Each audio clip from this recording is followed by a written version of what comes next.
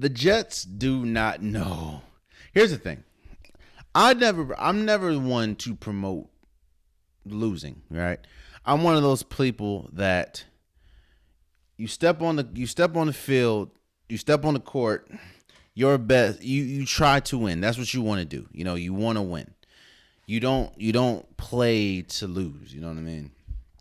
But when you're the Jets and your main objective, first of all, you're 0-11 or 0-12, one of them two. Your main focus at this point, because there's no reason to win because you don't get. In fact, winning at this point is more harmful to you than losing.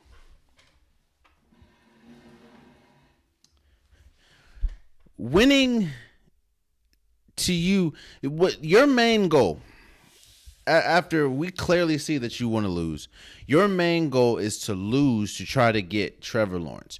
Trevor Lawrence is one of those quarterbacks coming out of Clemson that many people think is transcendent. I think he's the highest scouted player since Andrew Luck. This is who you want. So you try your hardest to lose. I mean, you can tell you tried your hardest to lose because we remember just a week ago when you had the dumbest play in football history against the Raiders. So we know that you're trying to lose. And the fact that you don't even do that correctly is crazy to me. So what happens now? You win. You're 1-13 or something like that. And you don't have the number 1 overall pick.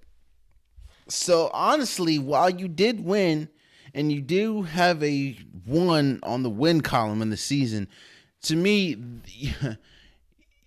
you had the worst win of the year. Because the one thing that you've been trying to do, right? The one thing that you've been trying to do, the one thing that you've been blatantly going out of your way to do, you failed at doing it because you won. Like, you've been going out of your way to try to lose, to try to get Trevor Lawrence because you believe Trevor Lawrence is a transcendent player, which he probably is. But then yet you lose. And here's the thing. I understand that players don't go out there and try to lose. I get that. I understand as a player, you try your hardest to win all the time. Because a lot of those players understand that they're probably not going to be there next year. Frank Gore's not going to be there. But a lot of those players will probably get cut because they were on it. And the last thing that they don't want on their resume, that they were on a team that went winless. So I get as a player, you don't want to lose this game. But I also understand the GM standpoint, as in, what happens is they're going to start altering playing time. They're going to start calling plays that they know is not successful. They're going to start calling defenses that they know, i.e. what happened in the Raiders game. They're going to start calling defenses that they know is going to get torched for a touchdown. That's how the coaches and GMs and stuff do it. So where do you go from here? You don't have the number 1 overall pick. I don't see the Jaguars losing or beating anybody. And so what do? You have the number 2 overall pick.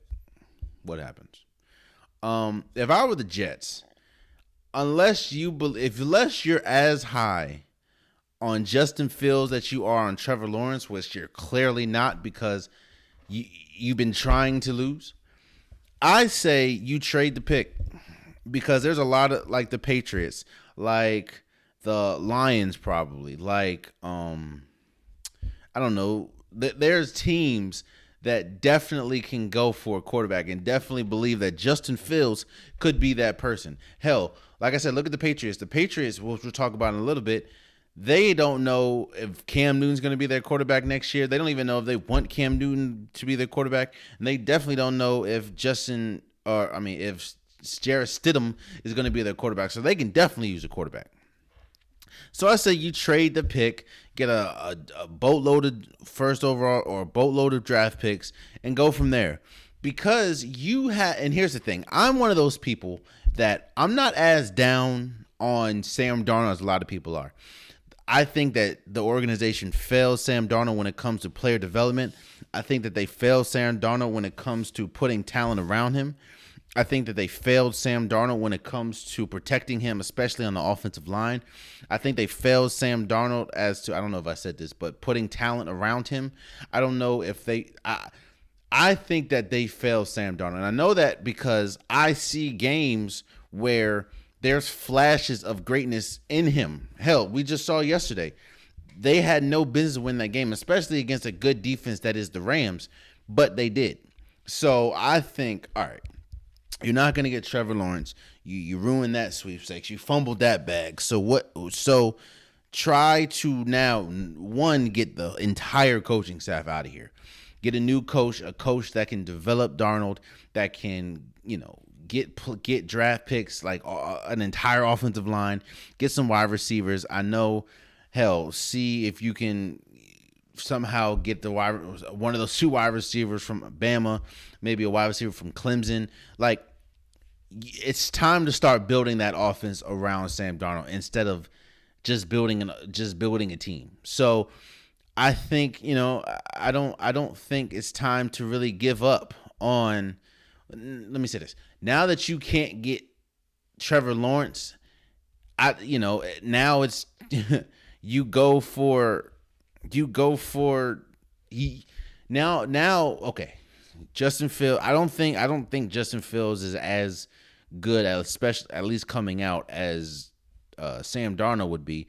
So you trade the pick and then you start building around them, because I think they have a decent GM.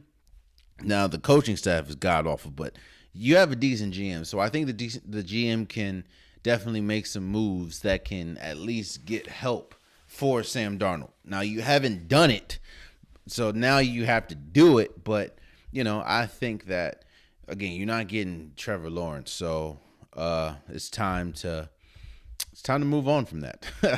and I think you're not getting much better if you get Justin Fields. Even though I like Justin Fields, but I don't think Justin Fields is that much better than Sam Darnold, especially coming out. So I think you get Sam Darnold offensive line, you get him some pieces, trade the number 2 overall pick for a whole bunch of draft picks, and then you should be good from there.